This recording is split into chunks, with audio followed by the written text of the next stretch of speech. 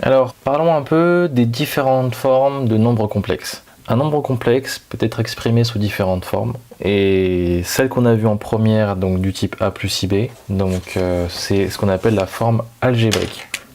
C'est par exemple ça en fait, z1 égale 2 moins 2i.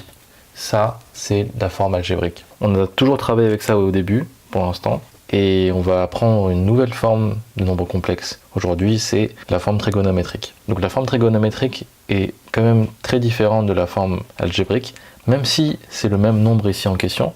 Le nombre sous forme algébrique subit une transformation et peut changer en forme trigonométrique. De quoi est constituée la forme trigonométrique?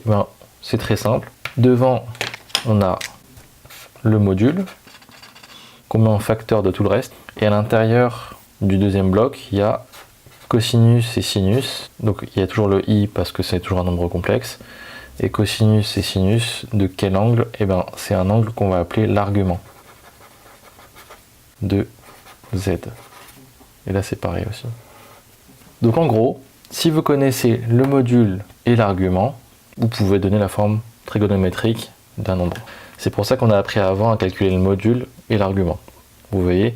Du coup, là, en fait, il n'y a rien de nouveau. Il faudra juste calculer le module de z et l'argument de z pour avoir sa forme trigonométrique. Et évidemment, il y a un ordre dans tout ça. On commence toujours par le module et après par l'argument. Donc, on va reprendre un exemple qu'on a fait avant. Alors, on avait travaillé sur un nombre complexe qui s'appelait z2 et qui était égal à la racine de 3 moins i. Et en fait, on avait calculé son module qui valait 2 et l'argument de z2 c'était 11 sixièmes de pi, 11 pi sur 6. Et en fait, sa forme trigonométrique, c'est très simple, forme trigo de z2, c'est très simple. On suit juste la formule, on met le module de z d'abord, ensuite cosinus de l'angle plus isinus de l'angle. Donc je vais juste dire que c'est z égale z2, pardon.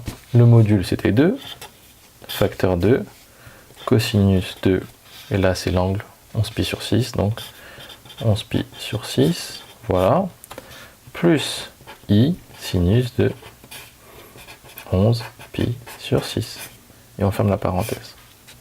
Donc, on a tout, le module, l'argument ici dans le cosinus, plus i sinus de l'argument ici. Et là, on a la forme trigonométrique de z2. C'est juste de calculer le module et l'argument et remettre tout ça dans cette forme-là. Alors, un autre exo sur les formes trigonométriques. On a deux nombres complexes, z3 et z4, et il va falloir mettre z3 et z4 sous forme trigonométrique. Donc, ça reprend ce qu'on a fait avant. Essayez encore une fois d'être bien rigoureux sur les calculs et ça va bien se passer.